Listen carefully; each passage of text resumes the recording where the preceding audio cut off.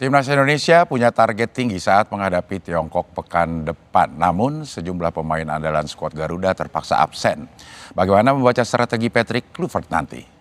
Kita akan bahas bersama Bung Haris Pardede atau Bung Harpa dan bergabung juga lewat sambungan Zoom mantan gelandang andalan Timnas Indonesia Firman Utina. Selamat malam. Selamat malam. Juga semuanya. Bung Firman. Selamat malam. Iya, ini mau tanya pertama ke Bung Harpa ini. Ada absen dan ada akumulasi kartu kuning sehingga tidak bisa berlaga. Absen karena cedera. Gimana posisi terakhir atau kondisi terakhir timnas kita ini? Ya, ada 4-5 ya pemain kita yang tidak bisa tampil dengan alasan tadi yang seperti dikatakan Cing Abdel. Ada yang karena akumulasi kartu kuning, Martin Paes dan Marcelino Ferdinand, dan ada yang cedera. Ada beberapa pemain yang mungkin kita bisa langsung tahu ya siapa yang akan digantikan. Artinya kita sudah firm. Misalnya kayak Martin Paes, saya pikir kita semua aklamasi penggantinya Emi Laudero. Nah, bahkan di kanan pun walaupun Wolves nggak akan bisa main, kebetulan timnya tadi main nih di J-League, tapi dia nggak ada di DSP sama sekali. Dan pelatih Yokohama juga sudah mengatakan dia 6-8 pekan absen, berarti hampir pasti dia nggak akan datang. Cuman nggak ada masalah, Cing Abdel, karena sudah ada Kevin Dix. Walaupun Kevin Dix juga kemarin baru balik dari cedera. Nah, mungkin yang nanti akan menjadi perdebatan dan diskusi menarik adalah mencari pengganti Marceng dan juga Ragnar. Sampai sekarang masih sulit itu kalau Marceng sama Ragnar. Mungkin tim kepelatihan pun mereka juga akan berdiskusi dan berdebat di antara Patrick Kluivert, Alex Pastoor dan juga Neil Lanzat nih. Karena penggantinya itu setara, ada beberapa pemain dan variatif. Itu ada Egy lagi gacor juga nih di Dewa United. Kemudian bisa juga menaruhkan ada Ricky Kambuaya. Tapi mungkin agak sedikit di improvisasi. Bisa juga Stefano Lillipali. Cuman Lillipali mungkin usianya sudah 35-36 dan dia baru balik dari cedera, apakah bisa main full gitu. Jadi pengganti Ragnar dari Marceng ini lebih dinamis dibandingkan seperti tadi yang kita bahas, seperti Martin Paes dan Kevin Dix yang saya udah pikir tahu siapa ya gantinya. Kalau ini enggak. Nah, kalau dari Bung Firman, saat waktu itu Bung Firman menghadapi kondisi banyak pemain andalan absen. Nah, itu biasanya seperti apa sih agar permainan timnas bisa tetap terjaga? Siapapun yang menggantikannya itu gimana sih Bung Firman biasanya? Iya, kalau saya melihat dengan skuad yang dipanggil oleh Coach Patrick Kluivert untuk melawan Cina ini, kelihatan tetap masih seimbang. Kedalaman skuadnya masih baik-baik saja di dalam, apalagi kita akan bermain di kandang. Cina juga sekarang urutan paling bawah. Ya, mudah-mudahan tim nasional kita bisa mengambil kesempatan untuk bermain di kandang dan memenangkan pertandingan. Kalau seperti disebutkan tadi bahwa banyak pemain-pemain yang absen, kalau saya sih masih tetap optimis dengan skuad yang dipanggil oleh Coach Patrick Kluivert ini, karena semua pemain yang ada dalam perform yang sangat baik di klubnya masing-masing. Entah dia di Eropa sana, entah dia di Indonesia, mereka masih dalam perform yang sangat baik. Bahkan pelatih-pelatih timnas itu memantau terus pada klub-klub yang ada di Indonesia, berapa jarak lari mereka, berapa dalam pertandingan mereka kan masing-masing memakai katapul yang selalu jadi bahan evaluasi dari pelatih-pelatih timnas, dan setiap klub sekarang harus mengirim data pemain-pemain yang memang siap akan dipanggil. Kalau memang tidak siap, mereka tidak dipanggil. Seperti ada salah satu pemain dari Dewa United. Tidak dipanggil karena mengalami cedera. Itu tidak dipaksakan. Karena memang dibutuhkan pemain-pemain yang fit dan perform mereka lagi sedang baik-baik saja. Nah, ngomong-ngomong pengganti, ada polling nih. Kita udah polling ke sahabat Kompas TV. Siapa kira-kira yang dijagokan untuk ngegantiin Marceng, gantiin Marcelino Ferdinand? Apa jawabannya? Jeng. Lihat, Cing. Udah nanya kata ini kita udah netizen. nanya sama netizen dan teknisian juga. ada dua. Netizen tuh laki-laki, teknisian ya. Kita kasih pilihan, ada 4 nama di sini. Ada Eliano Reinders, terus ada Rafael Strijk, terus Ricky Kambuaya dan Beckham Putra. Rafael 26%, Eliano 23%, dan Ricky Kambuaya ada di posisi teratas dengan 36%, Beckham Putra 16%. Wah, ini yang dipilih oleh netizen. Nextnya kita punya lagi nih. Apa kira-kira? Berikutnya adalah calon pengganti Abdel di Sapa Indonesia Muka. Nggak ada ya. Kita ambil 4 besarnya sekarang. Tadi nggak ada namanya Lily Pali nih, Bung Harpa, coba. Ya, kalau kita lihat ini yang saya katakan sebenarnya Egy ini juga lagi gacor ya. Tadi menyambung apa yang dikatakan oleh Coach Firman. Di Dewa United dia juga cukup bagus juga, mencetak double digit gol. Cuman ya itulah demokrasi kan. Tapi nanti bola kan nggak demokrasi nanti. Patrick Kluivert yang akan menentukan hak prerogatif dan seperti apa kondisi terakhir pemain, karena pelatih itu kan bisa heart to heart. Dia melihat dari dekat seperti apa kondisi, bukan hanya fisik ya, tapi mental, psikologis yang kita mungkin nggak tahu di luar. Dan sedikit saya tambahkan, Eleanor Renders ini kan kita sudah firm ya, dia nggak bisa akan tampil, udah dipastikan dia akan nggak ikut. Sementara Rafael Struijk ini agak sedikit tanda tanya. Kenapa? Karena di Brisbane Roar itu dia sudah tidak main mungkin dalam 2-3 bulan terakhir. Dan ini agak sedikit kontradiktif kalau kita kembali mengingat apa yang dikatakan oleh Patrick Kluivert di Hotel Mulia.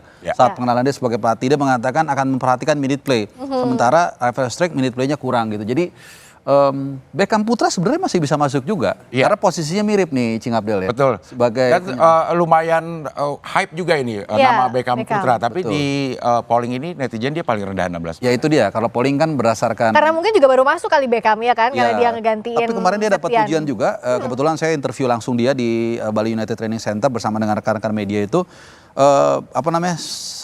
Public speakingnya sangat bagus, sangat percaya diri. Memang ada yang mengatakan body balance kurang bulky begitu ya. Tapi saya pikir anggaplah ini sebagai masukan buat dia untuk meningkatkan performanya, dan kita nggak pernah tahu ya. Misalnya bisa saja nanti Patrick Kluivert menunjuk Lily Pali atau mungkin menunjuk Egy, tapi mungkin di tengah-tengah amit-amit harus digantikan dengan Beckham. Itulah kesempatan bagi dia untuk membungkam para kritiknya. Nah, kalau Coach Firman lihatnya gimana nih nama Beckham Putra misalnya, dia kan yang dipuji juga saat Liga 1 membawa Persib juara. Ada juga Stefano Lily Pali yang akhirnya comeback ke timnas, punya performa bagus, tapi kan secara usia juga sudah cukup berumur. Nah, gimana kalau dari Coach Firman lihat nama-nama ini? Iya, kalau saya lihat dari beberapa nama, semua mereka layak pantas untuk dicoba. Tapi sekali lagi, balik lagi, semua ada di pilihan dari staf pelatih.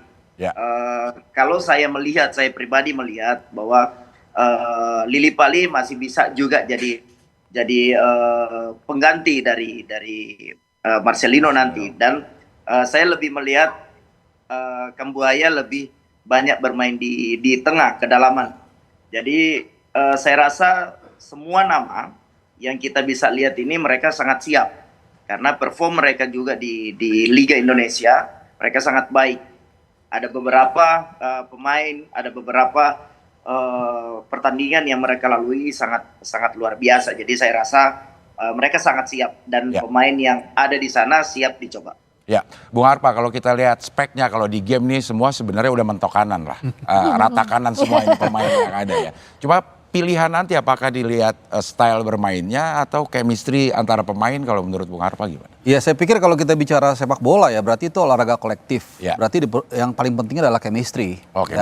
Seperti yang dikatakan oleh Coach Firman, memang pemain-pemain ini dipanggil pasti yang paling siap, yang paling bagus. Nah, tapi ketika memilih 11 pemain dan 23 DSP nanti, pasti dipilih yang paling siap secara fisik, secara mental, dan tadi yang Cing Abdel bridging tadi, soal chemistry. Nah, ini akan dilihat latihan. Kan pada saat latihan. TC itu kan udah berlangsung dari tanggal 26, walaupun nggak semua bergabung. Jaitses itu kalau nggak salah hari kedua baru bergabung atau hari ketiga saya lupa.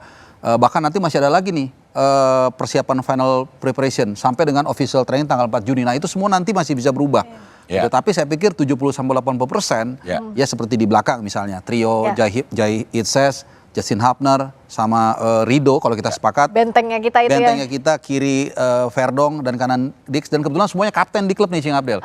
Ini kelihatannya nggak akan berubah. Joe Pelupesi, Tom Haye juga kelihatannya kalau nggak ada apa-apa nggak akan berubah. Oleh Romney. Nah, tinggal 2 orang ini nih yang mungkin siapa nanti yang jagain Oleh di situ ya. Makanya tadi dari perdebatan kita juga kan kelihatannya nggak bulat ya.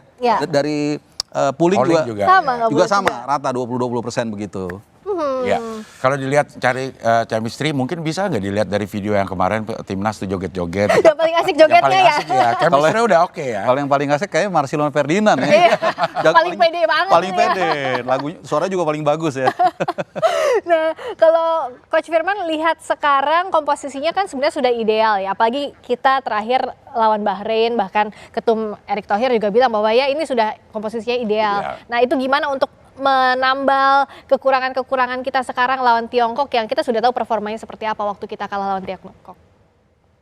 Iya, jadi ya kalau bagi saya ya hari makin dekat ini pelatih-pelatih banyak berbincang tentang style of play yang akan dia mainkan nanti. Dengan skuad yang datang, skuad yang ada sekarang, formasi apa yang baik untuk nanti melawan Cina. Saya rasa bahwa kerja keras yang dilakukan oleh tim analisis dari staf kepelatihannya Patrick Kluivert ini harus kerja ekstra. Karena secara kolektivitas tim dari Cina ini sangat berbahaya di counter attack yang terjadi di kita main di kandangnya mereka. Dan cara mengantisipasinya seperti apa?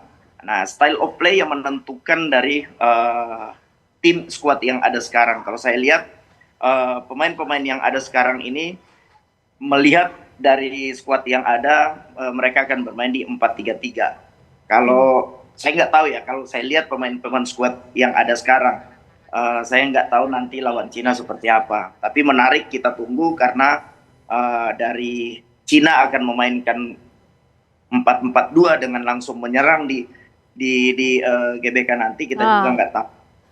Iya, kalau Bung Harpa sendiri lebih pilih mana kira-kira formasinya? Ya, ada satu fakta yang menarik nih. Dalam 8 laga terakhir di luar Jepang, itu setiap kita unggul ball position itu kita kalah. Masuk sama Tiongkok kemarin. Ya, waktu di Qingdao itu kan kita sekitar 60% kalau saya nggak salah. Cukup jauh kan waktu Cukup itu jauh, dan kita dihajar dengan counter attack, ya kan, terutama yang kedua. Kalau yang pertama memang ada blunder dari Sen Patinama ya. Lawan Australia lebih ganas lagi 70%, tapi kita kalah 5-1. Gitu. Tapi sisanya setiap kita less domination itu kita malah at least kita dapat poin, Cing Abdel dan juga Mbak Friska. Jadi paling nggak seri gitu ya. Paling nggak seri lawan Australia, lawan Saudi di Jeddah, lawan Bahrain di Bahrain kita selalu dapat poin kalau kita ball positionnya minim. Dengan Bahrain terakhir pun kita sekitar 40%. Artinya kalau kita lihat dari data dan statistik ini, tim ini memang dibentuk bukan untuk dominasi. Nah, menghadapi China ini menarik. China ini mungkin nanti akan menunggu juga. Nah, kita menunggu juga gitu loh. Tunggu-tunggu di dekat gawang aja masing-masing. Kasih aja terus kasih. Sampai dia tuh udah 60% nih. Nah, ini yang menarik mungkin. Tapi gini, kalau kayak saya lihat Alex Pastur ya, gayanya dalam beberapa tahun terakhir, terutama waktu dia Almer City, tim yang dia bawa untuk pertama kalinya promosi ke Eredivisie dan dia buat bertahan, ini tim kecil dan akhirnya degradasi juga setelah dia lewat. Itu dia bermain sangat-sangat pragmatis. Jadi sangat pragmatis. Jadi saya melihat lawan China kita harusnya bermain pragmatis, menunggu counter attack. Karena tim ini sudah dibangun seperti itu. Masalahnya tadi seperti saya katakan tadi, apakah China juga mau main terbuka? Karena mereka tahu kita secara materi, kalau kita sepakat, materi kita lebih bagus daripada China. Tapi kan dalam sepak bola bukan hanya materi, tapi kekompakan dan chemistry dan memanfaatkan momentum, itu yang kadang-kadang juga bisa menentukan. So formasinya kalau lawan China, Tiongkok bisa berubah? Saya rasa nggak akan berubah ya, karena dari mulai zaman Sintayong sampai dengan Patrick Kluivert, selalu kita memakai 3 back. Jadi nggak tahu ya, bisa saja tiba-tiba Patrick Kluivert melakukan perubahan, tapi rasa-rasanya saya mengusung satu filosofi, don't change your main gun in the middle of the war. Jadi jangan coba-coba sesuatu yang baru di tengah-tengah pertempuran yang mungkin pemain ini nggak siap dengan formasi yang gaya baru. Belajarnya dari waktu lawan Australia dan tapi Australia lebih kepada gaya main ya. Tapi formasi dari 3 back, tiba-tiba mungkin dia disuruh pakai 4 back, mungkin mereka agak kagok ya, menurut saya gitu. Jadi formasi berapa yang menurut? Saya pikir 3 back dengan 2 full back, 3 CB, 2 full back, kemudian di tengah Tom Hai dan João Pelopesi. Nah, Oleh sebagai target man akan didukung 2 attacking midfielder di kanan dan kiri. Nah, jadi kalau berapa tuh? 3-4-3 kurang lebih. 3-4-3. Coach Firman juga lihat itu ideal 3-4-3. 3-4-3 kan sudah dijalankan pelatih sebelumnya dan sekarang itu jadi rule mode dari beberapa tim yang ada di Indonesia. Kalau saya lihat pemain-pemain yang ada sekarang, mereka bermain komposisi formasi apapun, saya rasa mereka udah sangat paham karena rata-rata pemain yang ada sekarang tuh mereka sudah banyak bermain di Eropa sana, bahkan Indonesia pun dengan sangat baiknya tim nasional bermain dengan formasi 3-4-3 atau 5-3-2 bahkan pada saat defense sangat luar biasa. Jadi saya rasa tim yang ada sekarang tergantung bagaimana melihat skuad Cina akan memainkan berapa formasi di dalam pertandingan gitu dan mengantisipasi. Maka itu saya katakan tadi bahwa tim analis dari tim nasional kita ini harus bekerja keras. Karena apa? Karena Cina banyak memainkan dengan counter attack, sedangkan kita kalah karena dengan counter attack itu. Mengantisipasinya seperti apa? Kalau kita mau main 5 pun itu jadinya bertahan, sedangkan kita harus memenangkan pertandingan, apalagi bermain di kandang. Ini yang kita sangat tunggu-tunggu, bahwa apa yang akan dimainkan atau style of play apa yang akan dimainkan oleh Coach Patrick Kluivert nanti. Kita harapkan apapun itu yang terbaik yang dipilih oleh Patrick Kluivert nanti ya. Optimistis lah. Harus optimis, apapun formasinya yang penting menang. Nah, yang penting menang ya, dan kita bisa kok menang. Terima kasih banyak ya Bung Harpa. Sama-sama. Sampai di sini, terima kasih.